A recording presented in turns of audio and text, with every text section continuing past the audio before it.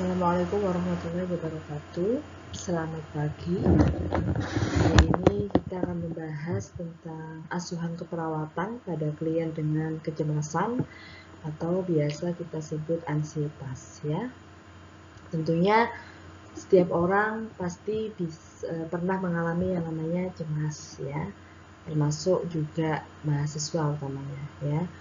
Anda sebagai mahasiswa pasti tiap harinya bahkan tiap kuliah bisa mengalami yang namanya kecemasan ini ya. Salah satunya penyebabnya bisa karena mungkin tugasnya banyak, belum selesai dikerjakan semua, belum lagi nanti Anda juga punya permasalahan lainnya ya yang juga Anda belum selesai mengatasinya ya. Jadi setiap orang ini pasti pernah mengalami yang namanya kecemasan, tergantung nanti situasinya yang mungkin berbeda dan cara mengatasinya seperti itu ya. Nah, tentunya nanti ini sebagai peran kita di keperawatan ya, ini kita memiliki peran besar ya dalam menyelesaikan masalah klien kita dengan kondisi masalah psikososial utamanya yaitu masalah kecemasan ya.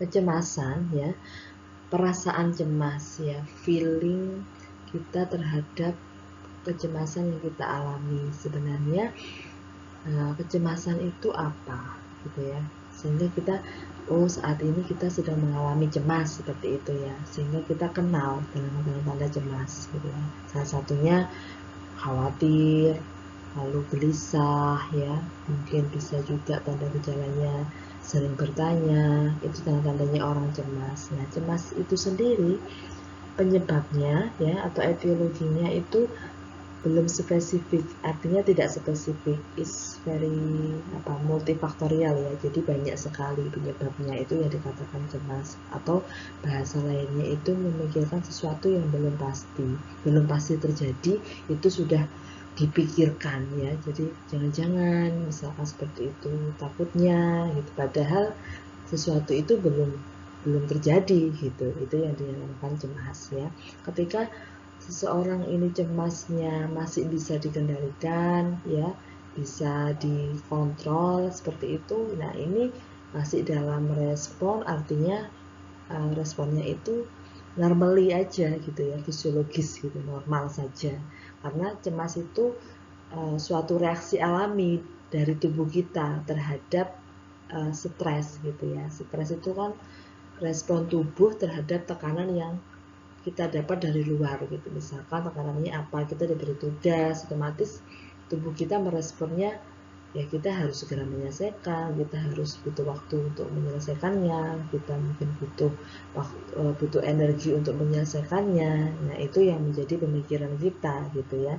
Nah, selama respon itu mampu kita kendalikan, nah itu nanti larinya tidak ke gangguan kecemasan, tapi larinya memang kecemasan saja gitu ya, yang merupakan reaksi alami dari tubuh. Nah, harapannya seperti itu. Ketika cemas ini normal gitu, masih dalam tahap wajar, justru sebenarnya cemas itu bisa bermanfaat ya, dalam hal kita lebih berhati-hati, lebih waspada dalam mengambil keputusan. Nah, itu jika memang perasaan cemas itu mampu kita kendalikan, mampu kita kontrol ya. Tetapi sebaliknya, jika munculnya itu berlebihan ya, sulit untuk dikendalikan, bahkan sampai mengganggu activity daily living kita ya, mengganggu aktivitas sehari-hari kita. Nah, ini yang baru dinamakan yang namanya gangguan kecemasan. Ranahnya sudah ke masalah gangguan gitu ya. Itu yang kita harus pahami, bagaimana kecemasan itu terjadi dan kapan dikatakan masih dalam tahapan ringan atau reaksi alami tubuh kita ya terhadap respon terhadap stres, dan kapan dikatakan sudah termasuk gangguan kecemasan seperti itu. Lalu tentang respon kecemasan. Nah, Tentang respon kecemasan kalau di dalam asuhan keperawatan ya, ini banyak sekali sebenarnya penelitian, riset-riset ya yang meneliti tentang kecemasan. Kecemasan ini bisa mengenai siapa saja, banyak sekali, mulai dari usia anak, remaja, dan dewasa. Paling banyak emang usia dewasa ya. Karena apa? Karena penyebab dari kecemasan ini sendiri multifaktorial, penyebabnya itu banyak ya, sulit untuk diidentifikasi yang mana gitu. Istilahnya bahasanya itu apa, multifaktorial itu yang dipikirkan belum pasti gitu ya. Jadi yang dipikirkan tuh andai-andai gitu, jangan-jangan ini, jangan-jangan itu. Nah makanya tadi gelisah responnya salah satunya, bisa dengan gelisah ya, bisa memikirkan sesuatu yang berlebihan, khawatir, banyak bertanya ya, salah satunya itu gejalanya. Lalu tentang respon kecemasannya bagaimana, kapan gitu ya, kapan seseorang itu dikatakan dalam kondisi cemas ringan. Nah, cemas ringan itu diartikan bahwa si seseorang ini masih dengan ketegangan dalam kehidupan sehari-hari, sehingga hal ini menyebabkan seseorang jadi waspada.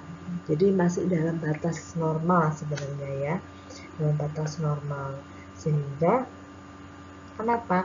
Sehingga menyebabkan seseorang ini menjadi waspada dan meningkatkan lahan persepsinya. Nah, tentunya ansietas ini juga menumbuhkan motivasi belajar serta menghasilkan pertumbuhan dan kreativitas. Nah, harapannya seperti itu di ansietas ringan. Jadi, sebenarnya kalau di ansietas ringan ini masih bisa ditoleransi, artinya seperti itu. Justru ini bermanfaat tadi yang Bunda jelaskan di slide kedua ya. Lalu yang kedua, ini kecemasan sedang. Kapan dikatakan kecemasan sedang? Nah, kecemasan dalam kategori sedang itu di mana seseorang ini mampu memusatkan perhatian dari hal yang penting sampai mengesampingkan hal lain yang perhatiannya juga sangat selektif ya. Jadi ini sudah mulai memusatkan perhatian dari hal yang dianggapnya saat ini dominan dalam pikirannya, seperti itu, sampai dia mengesampingkan hal-hal yang lain yang mungkin juga sebenarnya ini juga harus dipikirkan oleh seseorang tersebut. Jadi sebenarnya rentang perhatiannya itu lebih selektif gitu ya kalau kecemasannya dalam tahapan sedang, seperti itu. Lalu kapan dikatakan cemas berat? Nah, cemas berat itu bila seseorang memiliki kecenderungan untuk memusatkan pada sesuatu yang lebih terinci ya, lebih spesifik dan tidak dapat berpikir tentang hal lain. Nah, jadi dia hanya bisa berfokus pada satu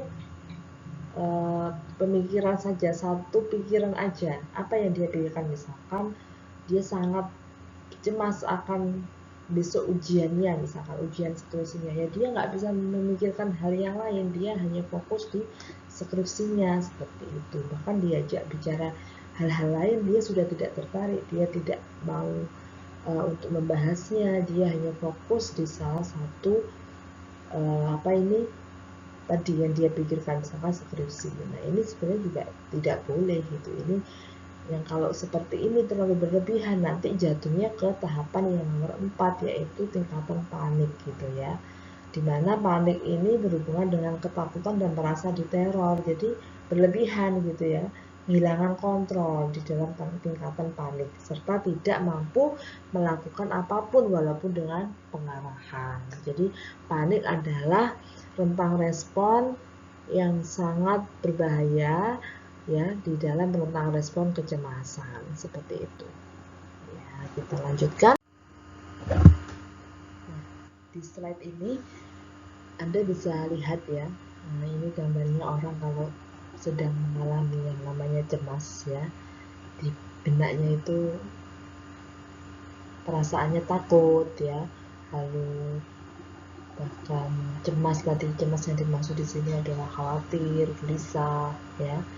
Lalu juga bisa muncul gejala atau keluhan fisik ya, atau gejala fisiologis, muncul keringat dingin atau keringat berlebihan, merasa lelah, bahkan ada keluhan pusing, sakit kepala, sampai mual, sakit perut gitu ya, itu yang mengarah pada gejala psikosomatis sebenarnya seperti itu. Sebenarnya yang terjadi masalah itu kejiwaannya. Nah, karena masalah kejiwaannya ini terganggu, bermanifestasi terhadap gangguan fisik ya, atau keluhan secara fisiologis, salah satunya itu. Nah, misalnya saja Bu Linda kasih contoh ya, pasien-pasien yang sudah mengalami kecemasan, misalnya salah satunya pasien kita yang di rumah sakit, di ruang operasi, misalkan di ruang premed ya, di ruang premedikasi. Nah, tentunya pasien di ruang premedikasi ini tidak hanya diberikan intervensi secara medis ya, tentunya ini yang tidak kalah penting adalah bagaimana perawat ini mampu mengidentifikasi masalah psikologis ya, masalah emosional gitu ya, masalah kejiwaan yang dialami pasien-pasien yang akan dilakukan tindakan operasi. Salah satunya yaitu masalah kecemasan ya. Apa yang dipikirkan ya oleh pasien yang mau dioperasi itu, kan pikirannya macam-macam ya. Takut nanti operasinya gagal ya, takut nanti terjadi apa-apa ketika operasi ya, mungkin juga memikirkan biaya dan lain sebagainya ya. Intinya di benaknya itu banyak sekali yang dipikirkan, banyak sekali sumber masalahnya gitu ya. Intinya seperti itu contohnya gitu. Nah, karena itu bagaimana nanti peran kita sebagai seorang perawat supaya pasien kita atau klien kita yang mengalami kecemasan ini bisa memanage bagaimana respon kecemasan ini tidak sampai pada tahapan gangguan seperti itu.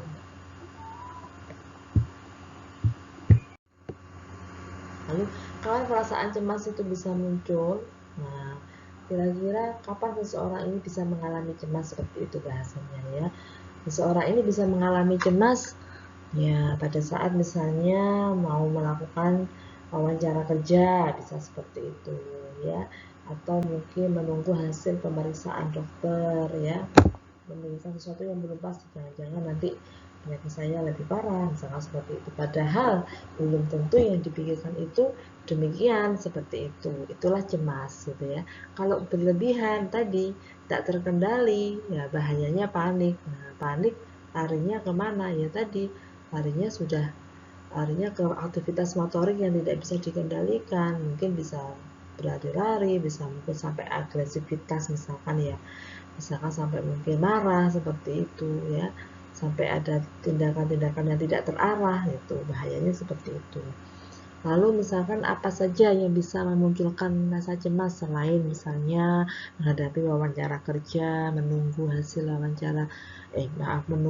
dari pemeriksaan dokter, terus dalam situasi yang harus mengambil keputusan yang mana, itu cemas juga bisa ya, apakah harus seperti ini, apakah harus seperti ini. Oleh karena itu tadi kan sebenarnya bisa melatih kita untuk lebih waspada gitu ya, lebih selektif dalam mengambil keputusan seperti itu ya. Misalkan juga ini sidang skripsi, jadi sebenarnya masalah psikososial kecemasan ini banyak dilakukan penelitian ya. Bisa dari sini, dari materi ini Anda bisa loh ambil suatu variabel judul mungkin kaitannya dengan kecemasan. Misalkan kecemasan apalagi selain di 4 contoh yang Bu Linda contohkan. Salah satunya bisa misalnya pre-op, pasien yang akan dilakukan operasi, pasien setelah operasi, kan bisa ya. Banyak sekali ibu yang mau melahirkan ya, ibu pasca melahirkan atau postpartum. Jadi ada situasi atau kondisi di mana pasien atau klien kita bisa muncul perasaan kecemasan ini ya, gugup, gelisah gitu ya, memikirkan sesuatu yang belum terjadi, yaitu namanya kecemasan ya. Intinya suatu perasaan tidak santai, samar-samar gitu ya, karena ketidaknyamanan atau rasa takut yang disertai respon atau penyebabnya tidak spesifik gitu ya, tidak diketahui oleh individu ya, itulah cemas gitu ya. Oke. kita lanjutkan, itu tadi kapan perasaan cemas bisa muncul, itu contohnya.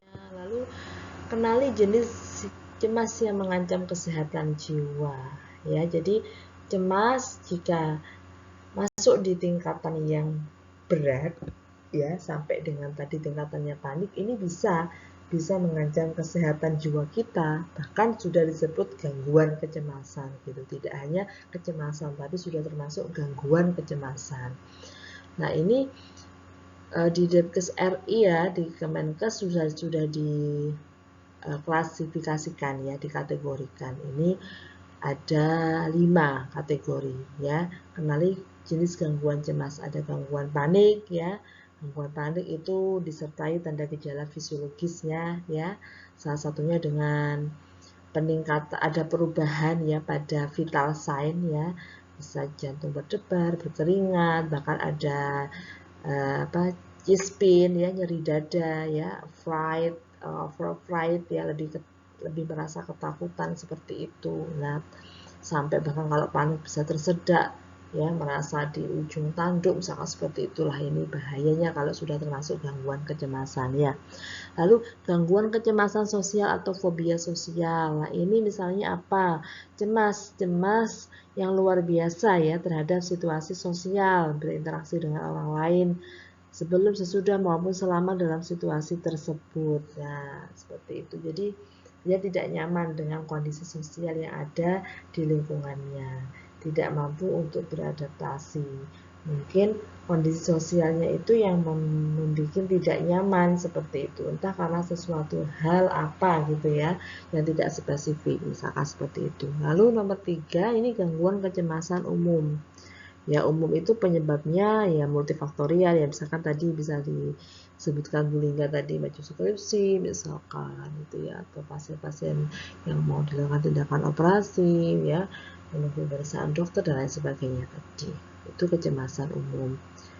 Secara umum memang hampir sama ya untuk tanda gejala secara fisiologisnya. Ya. Lalu nomor 4 ada gangguan kecemasan post-traumatic stress disorder ya. Nah, dalam hal ini tanda gejala yang dimunculkan ini bisa seseorang itu menghindari atau isolasi diri, emosi tidak stabil, ada bahkan sampai terjadi insomnia ya, lalu ada gangguan dalam konsentrasi, bahkan juga sampai di gangguan secara fisiologis atau adanya keluhan fisik ya. Lalu nomor 5, obsessive compulsive disorder, di mana di obsessive compulsive disorder ini ditandai dimunculkan tanda gejala apa yang dimunculkan pada seseorang tersebut, yaitu seseorang itu akan mengalami pikiran yang negatif sehingga membuat dia gelisah, takut, khawatir ya, dan diperlukan perilaku yang berulang untuk menghilangkannya seperti itu. Itu kurang lebihnya ya untuk secara medis ya, secara medis ini ya. Kalau kita di keperawatan ya cukup kita tahu saja gitu ya. Kalau kita di keperawatan tadi yang sering diteliti bukan yang masuk jenis gangguan ini, tapi yang sering diteliti adalah rentang respon dari kecemasan itu tadi, yaitu cemas ringan, sedang, berat sampai ke panik ya. Kalau untuk jenis gangguan ini sebenarnya ini sudah mengarah pada diagnosa medis psikiatri gitu ya, dokter spesialis penyakit jiwa seperti itu.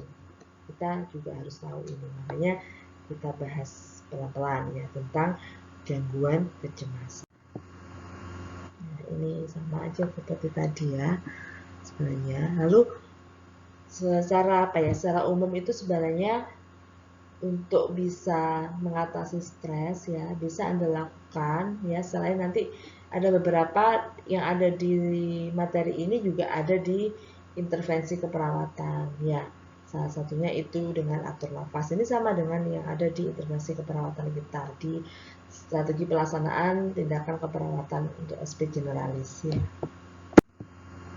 Nah, lalu apa yang bisa dilakukan oleh perawat ketika kita mempunyai klien atau pasien dengan tadi kecemasan gitu ya. Nah, apa yang bisa kita lakukan? Tentunya kita mempunyai suatu yang namanya rencana tindakan keperawatan ya. Rencana tindakan keperawatan kita apa saja? Nah, sebelum kita mengarah pada rencana itu, seorang perawat harus membuat tujuan. Jadi tujuan jadi rencana tindakan keperawatan Anda itu punya tujuan ya. Tujuannya apa? Satu. Yang pertama, klien Anda harus mampu mengenal kecemasannya itu ya. Yang kedua, klien Anda juga harus mampu mengatasi kecemasan itu dengan berbagai teknik secara keperawatan, bisa dengan teknik relaksasi, nafas dalam, mengendorkan otot-otot, merelaksasikan ya, terus pengalihan situasi ya, bisa dengan mungkin menghipnosis diri sendiri dengan hipnotis 5 jari ya, seperti itu. Klien mampu memperagakan dan menggunakan teknik relaksasi untuk mengatasi ansietas. Nah, ini. Jadi tidak hanya klien mampu mengenal saja, tidak hanya klien tahu saja bagaimana cara mengatasi, tapi klien juga dilatih ya sampai klien itu mampu memperagakan dan mempraktekkan jika dirinya muncul perasaan cemas itu tadi. Okay, the next. Nah, ini di rencana tindakannya. Nah, tentunya tidak lepas dari yang namanya BHSP ya, bina hubungan saling percaya. Sebenarnya bina hubungan saling percaya itu apa yang dilakukan oleh seorang nurse ya. Yang pertama adalah salam terapeutik ya, kita harus memberikan salam terapeutik ya. Salam terapeutik ya, ucapkan senyum, sapa, salam ya. Selamat pagi, selamat siang, mungkin assalamualaikum, sesuaikan dengan agamanya pasien ya. Lalu bertanya bagaimana perasaannya ya, bagaimana kondisinya, itu adalah salam terapeutik ya. Berjabat tangan ya, menjelaskan tujuan dari tindakan Anda itu penting sekali sehingga bisa memunculkan hubungan saling percaya ketika Anda menjelaskan tujuannya apa, topiknya apa, membuat kontrak ya, waktu, kontrak topik, seperti itu. Jadi ini akan membuat nyaman klien kita pada diri kita sebagai seorang perawat gitu ya. Lalu yang kedua, bantu pasien mengenal, maaf ini kok halusinasi, mengenal dari kecemasannya ya, bantu klien mengenal dari kecemasan. Caranya mengenal kecemasannya bagaimana? Ya, bantu pasien untuk mengidentifikasi, menguraikan perasaan yang dialami ketika dia cemas. Nah, itu dibantu untuk menguraikan, mengidentifikasi seperti itu. Terus yang kedua, bantu pasien menjelaskan situasi apa ya yang bisa memunculkan rasa cemas. Itu yang dimaksud dari bantu pasien mengenal dari kecemasannya.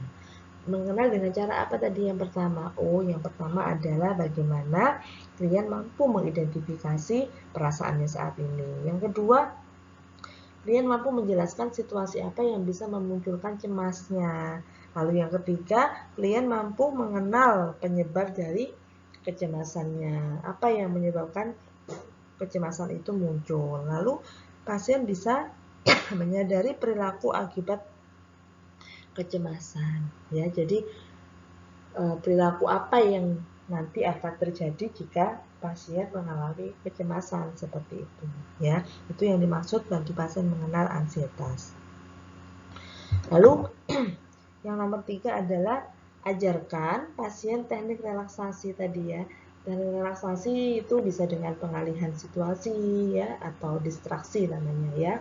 Lalu bisa juga dengan latihan nafas dalam ya, latihan nafas dalam, bisa dengan relaksasi misalkan mengerutkan, mengendorkan otot-otot, sehingga ini bisa menstimulus untuk seseorang itu lebih rileks gitu tujuannya ya. Lalu yang berikutnya adalah hipnotis 5 jari. Hipnosis 5 jari ini adalah suatu teknik relaksasi di mana tujuannya untuk menghipnotis diri kita sendiri seperti itu. Ini adalah tindakan mandiri perawat ya di diagnosa keperawatan kecemasan, diagnosa keperawatan jiwa di masalah psikososial yaitu kecemasan ya. Jadi harapannya nanti perawat bisa memberikan ini kepada pasien yang mengalami kecemasan gitu ya. Nah, dari rangkaian yang sudah saya jelaskan tadi, ya, tentunya saya juga ingin memberikan feedback kepada Anda, ya, apakah materi yang sudah saya jelaskan ini nanti Anda benar-benar paham, lalu Anda bisa mengaplikasikannya, bisa memahami dalam kehidupan sehari-hari sampai dengan nanti Anda mampu nggak mengenal cemas itu lebih jauh gitu ya, nanti dikaitkan dengan kasus-kasus yang ada di masyarakat seperti itu ya.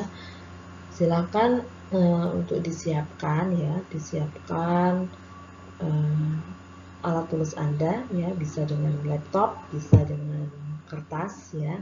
Itu ada tugas dari saya kaitannya dengan materi kecemasan ya. Jadi tugasnya ada dua, yang pertama berupa pertanyaan, yang kedua berupa penugasan pembuatan video untuk asuhan keperawatan, difokuskan pada implementasi keperawatan dalam mengatasi kecemasan seperti itu ya. Terus sekarang yang pertama, silahkan nanti Anda jawab ya, Anda ketik di laptop Anda masing-masing. Setelah itu Anda kirimkan, bisa lewat email saya atau dikoordinir dari PJMK kelas ya, dikoordinir jawaban Anda dalam satu file naskah gitu, dalam satu folder dikirim ke saya. Jangan lupa sebutkan nama sama NIM-nya ya. Pertanyaan yang pertama ya,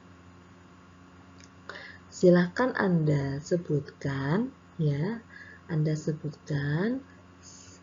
siapa saja ya, seseorang ya, individu yang bisa terkena masalah kecemasan ya. Anda berikan contohnya 10 ya, 10 contohnya 10, siapa saja mereka.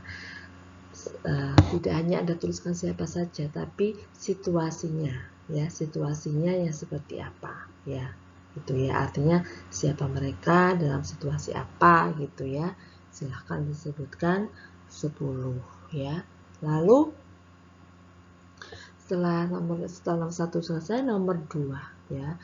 Nomor 2 silahkan Anda ya buat contoh kasus ya, contoh kasus di mana di dalam satu kasus itu menggambarkan pada diagnosa kecemasan ya. Setelah Anda buat kasus yang memang kasus itu mengarah pada kecemasan, silahkan Anda analisis tanda gejalanya yang mengarah pada kecemasan ya, seperti itu. Lalu tugas berikutnya, silahkan Anda buat video untuk intervensi keperawatan yang Anda berikan sesuai dengan kasus yang Anda buat itu ya, sesuai dengan kasus yang Anda buat. Nah, video itu berupa tidak boleh dari Anda ngambil dari YouTube, Google gitu, enggak boleh, tapi video itu Anda sendiri sama teman Anda ya,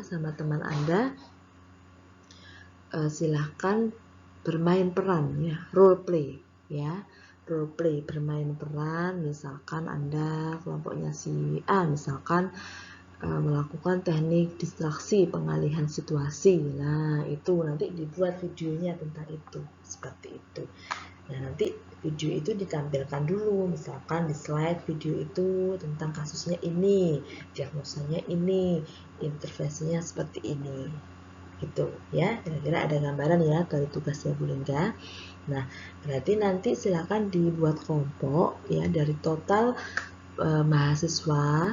Silakan minimal satu kelompok itu terisi 6-7 orang. Silakan diatur sendiri oleh PJMK ya. Nanti dikirim ke email saya seperti itu. Itu email yang sudah saya cantumkan di layar PowerPoint saya. Nah, tugas ini paling akhir silakan dikumpulkan pada hari Jumat ya, pada hari Jumat jam 12 batasnya, jam 12.00. Oke, terima kasih ya, thank you for your attention, and then I hope my topic today is very benefit for all my student ya, jadi lebih mudah-mudahan sangat bermanfaat ya. Mudah-mudahan Anda juga lebih paham tentang masalah kecemasan dan mudah-mudahan bisa menyelesaikan tugas dengan baik ya. Oke, I close this agenda. Assalamualaikum warahmatullahi wabarakatuh dan selamat malam, selamat pagi ya.